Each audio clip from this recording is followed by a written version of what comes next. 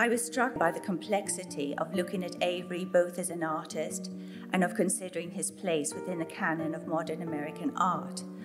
For while the accessibility of his work and its non-dependence on academic interpretation are hallmarks of Avery's style, the development of his art and the place he occupies in modern art history are more challenging to unravel.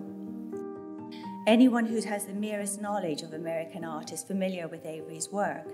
As the late art historian Dory Ashton so accurately noted, Avery is a painter's painter, and indeed his art was and continues to be held in the highest regard by other painters.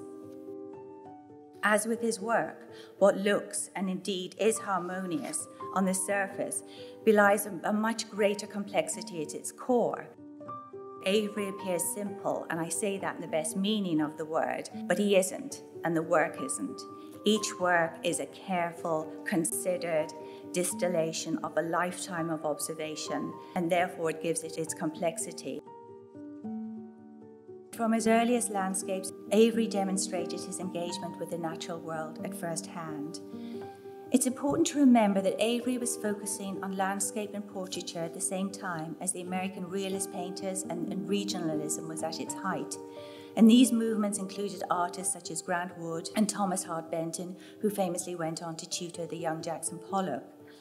And although they too were working figuratively, Avery's approach to figuration was wildly different from these contemporaries, and unlike them, he eschewed any socio-political subject matter, and in his early and mid-career subjects, he represented everyday life, taking much from the European modernist painters, where the deliberate ordinariness of the subject served to highlight the work's composition. And this rendered his vision a more universal one, as opposed to the native concerns of the regional and realist painters.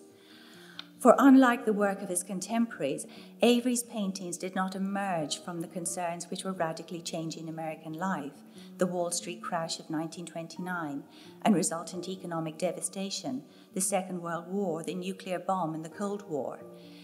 His singularity of vision enabled him to retain his inherent focus on the harmony of his paintings, a perfect balance between composition and subject.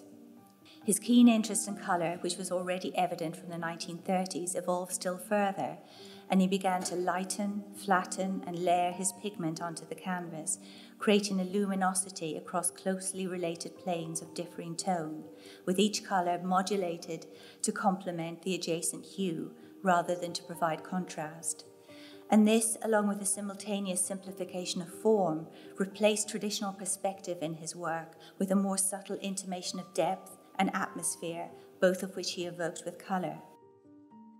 Avery was and continues to be a bridge between many artistic tendencies. He effectively bridged that gap between American Impressionism and Abstract Expressionism, but he was also a bridge between European modernism and American painting at a time when so many of his generation had turned their backs on it.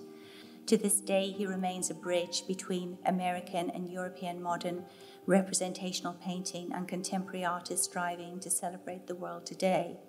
Ultimately, and as celebrated in this exhibition, Avery has given us a wonderful body of work which continues to delight and captivate and inform our view of the natural world, work which Rothko alluded to in his memorial address for Avery in 1965, when he concluded, "I rejoice for what he has left us," and I think we can all join in Rothko's sentiment.